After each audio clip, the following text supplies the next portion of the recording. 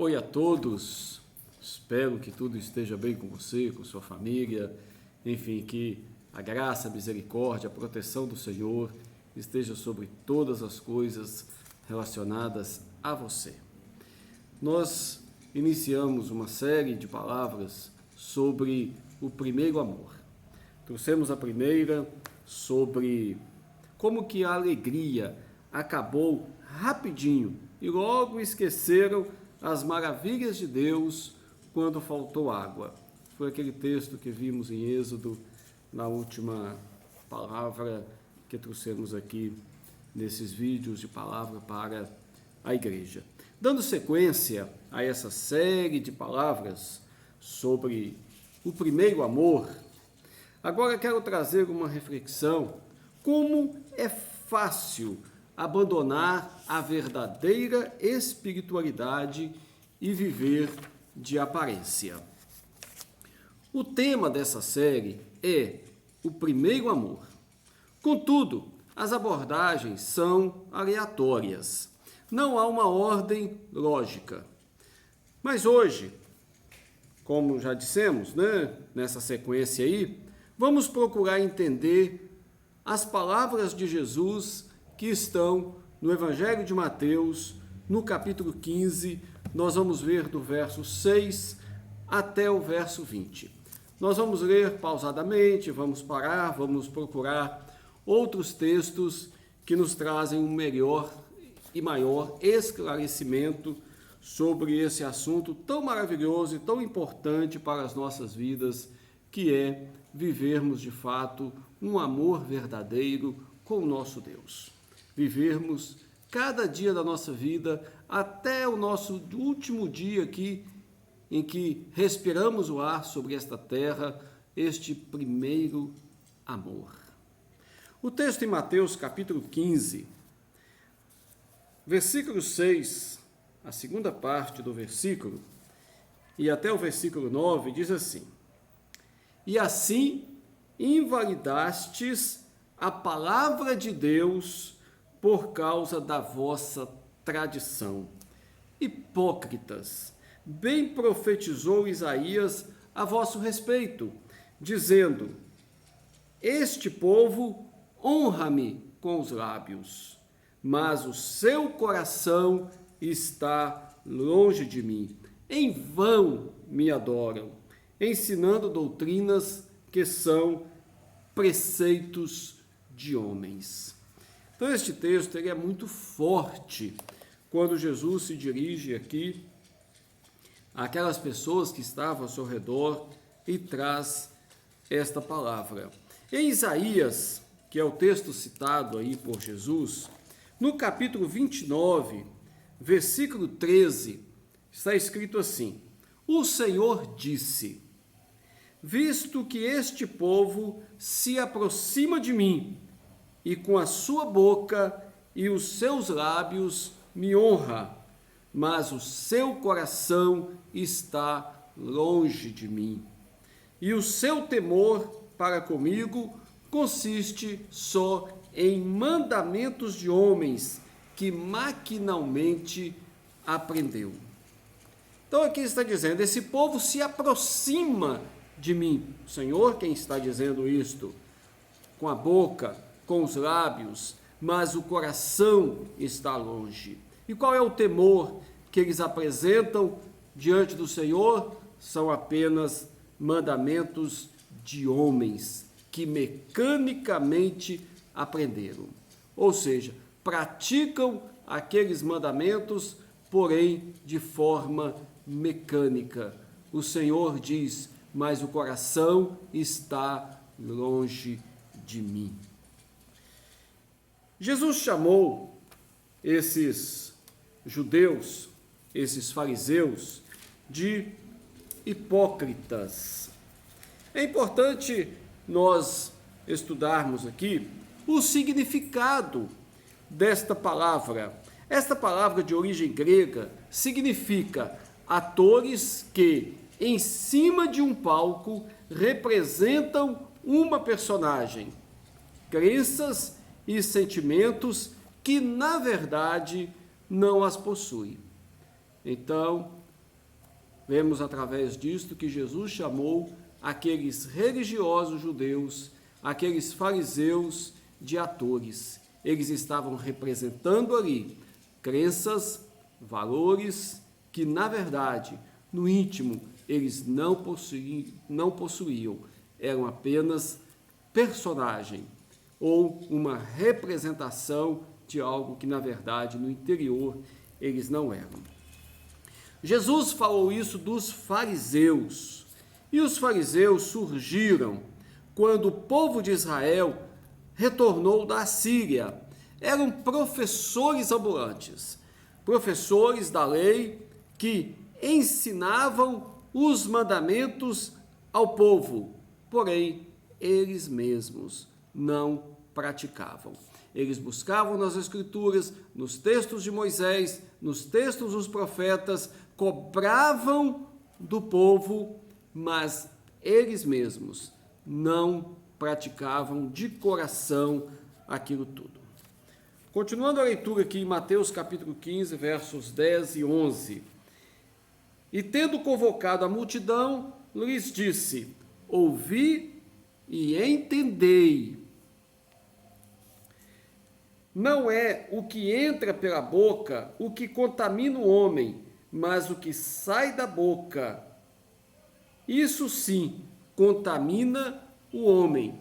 Porque toda essa discussão surgiu porque os fariseus vieram até Jesus para reclamar dos discípulos.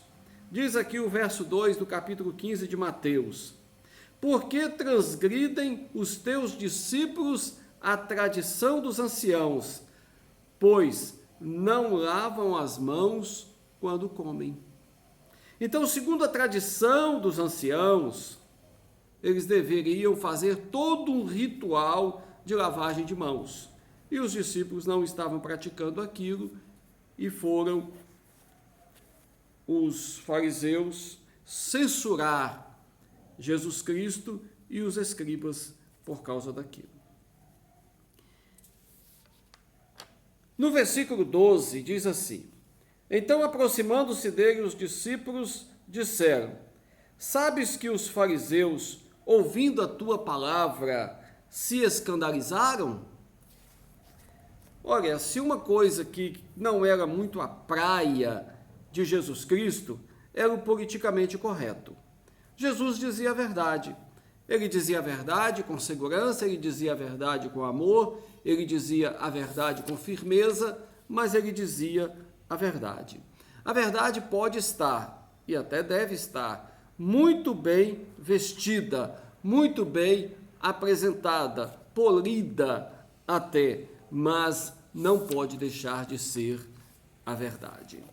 E diante daquela interrogação dos discípulos de Jesus, Jesus diz assim para os discípulos, versículo 13 e 14 do capítulo 15 de Mateus.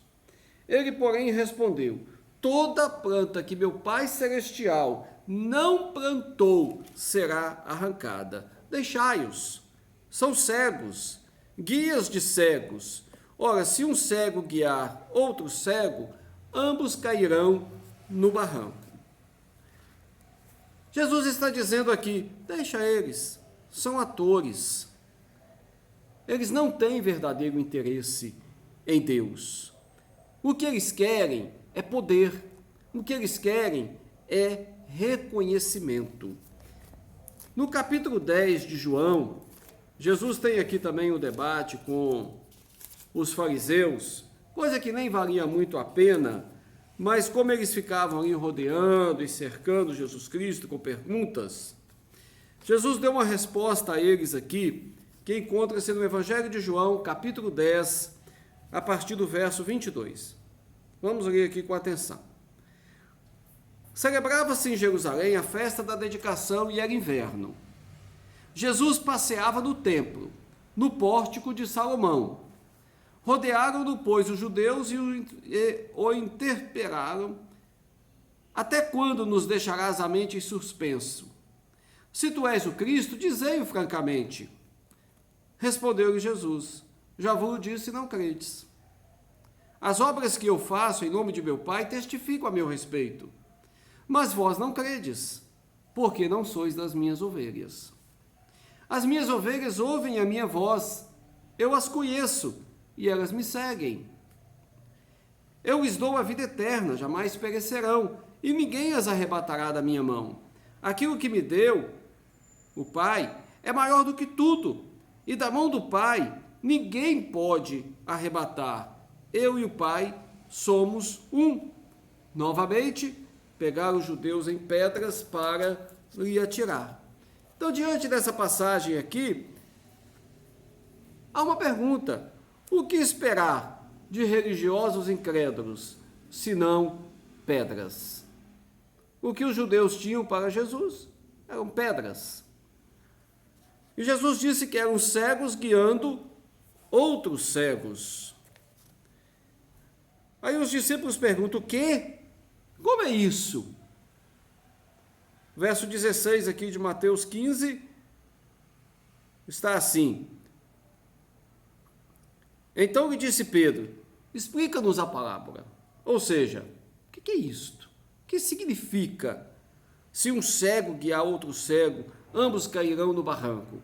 Porque Jesus usou aqui de uma parábola, ou seja, de uma ilustração, de uma comparação sobre esse assunto, que era um método, era uma retórica, era uma forma de linguagem para que Jesus explicasse devidamente os seus ensinamentos. E aqui os discípulos faziam perguntas, e isso também é muito importante. A fim de compreendermos melhor a palavra de Deus, nós precisamos fazer perguntas. Perguntas àqueles que nos ensinam, os mestres, e fazermos perguntas também nas Escrituras. Sempre que lermos as Escrituras, fazermos perguntas, pois das próprias Escrituras encontraremos as respostas que procuramos.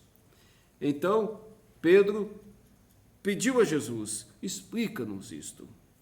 Jesus, porém, lhes disse: também vós não entendeis ainda? Não compreendeis que tudo que entra pela boca desce para o ventre, e depois é lançado em lugar escuso? Mas o que sai da boca vem do coração, e é isso que contamina o homem. Porque do coração procedem maus desígnios, homicídios, adultérios, prostituição, furtos, falsos testemunhos e blasfêmias. São estas as coisas que contaminam o homem, mas o comer sem lavar as mãos não o contamina. Preste atenção no que Jesus disse: do coração. Toda a diferença está no coração. Esta palavra é usada não para o músculo que bombeia o sangue em nosso corpo, mas o interior, o verdadeiro ser, o espírito, o que é a pessoa é de fato. Então a questão toda não é o que você representa, mas o que você é.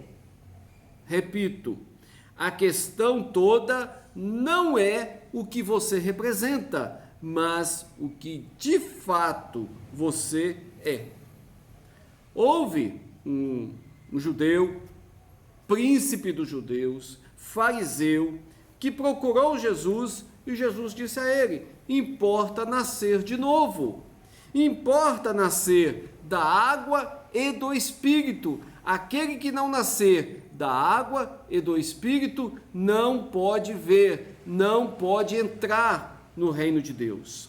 Água e Espírito são expressões muito fortes, que, leia a Bíblia, busque respostas aí. Mas essa palavra Espírito no grego é pneuma, ou seja, vento, e é mais ainda, é o sopro animador, ou a força criadora.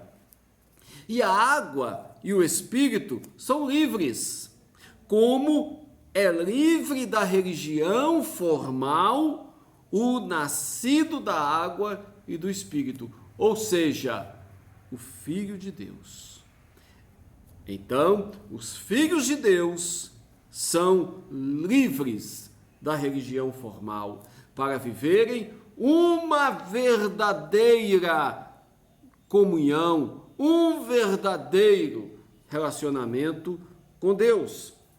Em Colossenses capítulo 2, a partir do verso 20, é um texto aqui que vale muito a pena a gente fazer a leitura. Colossenses, no capítulo 2, diz assim, nós vamos ler do verso 20 até o capítulo 3, versículo 4. Vamos aqui com atenção. Se morrestes com Cristo para os rudimentos do mundo, por que, como se vivesseis no mundo, vos sujeitais a ordenanças? Não manuseeis isto, não proveis aquilo, não toqueis aquilo outro, segundo os preceitos e doutrinas dos homens. Pois que estas coisas com o uso se destroem. Tais coisas, com efeito, têm aparência de sabedoria, como culto de si mesmo, e de falsa humildade, e de rigor ascético. Todavia, não tem valor algum contra a sensualidade. Capítulo 3, verso 1.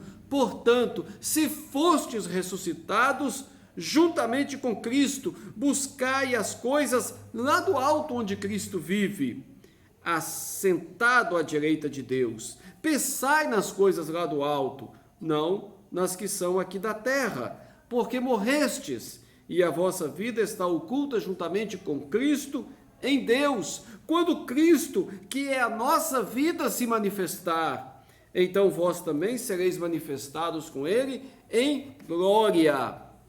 Prestem atenção, nossa vida, a força animadora da nossa vida é a própria pessoa de Cristo.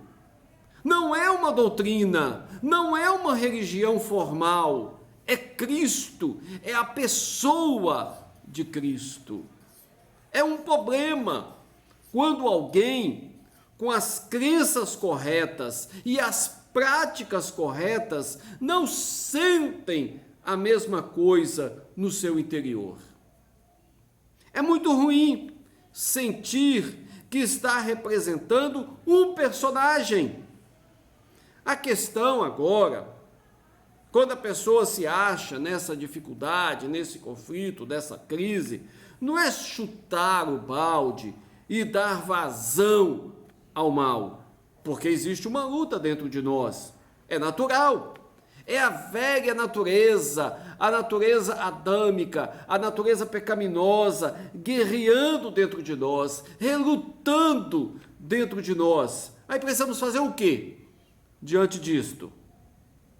Paulo fala sobre o seu conflito de querer fazer o bem e não conseguir, e o mal que ele não queria, esse ele praticava. Havia uma guerra, havia uma luta dentro dele, mas ele se esforçava e ele buscava a Deus, e ele vai entender que nenhuma condenação há para quem está em Cristo Jesus, que não anda segundo a carne, mas segundo o Espírito. Precisamos fazer o que então? Precisamos alimentar o nosso espírito, esse novo verdadeiro eu, com oração, com jejum, com a palavra, com a adoração, estarmos interligados uns aos outros, interagindo uns aos outros, cooperando uns com os outros, no corpo de Cristo, do qual nós fazemos parte. Restaurar a alegria de viver para Deus, para a comunhão com a igreja e o serviço cristão. Aqui eu quero abrir um parêntese, dizer que o serviço cristão é o verdadeiro sentido da nossa vida. Todos nós, como discípulos de Cristo, precisamos estar imbuídos em um serviço, precisamos estar envolvidos na obra do Senhor. E qual que é o principal serviço? Qual que é a principal obra de Deus? É o serviço de fazer discípulos. E isso é de uma maneira completa. Fazer discípulo não é só pegar uma pessoa e ensinar para ela certos rudimentos, certos princípios elementares. Não, é ensinar a vida de Cristo. É como você transmitir, é derramar a vida de Deus que está dentro de você na vida de outra pessoa, para que essa pessoa se torne uma imitadora sua, como você é um imitador de Deus. É levar essa pessoa a Cristo, não colocar essa pessoa debaixo das suas asas como se fosse uma propriedade, como se fosse um filhote seu. Não, ele é um filho de Deus, ele precisa ser levado a um relacionamento com o Pai celestial, com Deus. É um relacionamento verdadeiro que precisa ser criado, e todos nós somos cooperadores nesta obra. É esse o sentido da verdadeira vida cristã. Tudo isso fluindo de um coração cheio do Senhor, cheio do amor de Deus, onde atua dentro de nós, Pai, Filho, Espírito Santo, habitam em nós pelo amor e pela obediência que nós temos ao Senhor. Nada de mecânico, mas a dinâmica da vida com Deus. Deus esteja contigo e Deus te abençoe em nome de Jesus.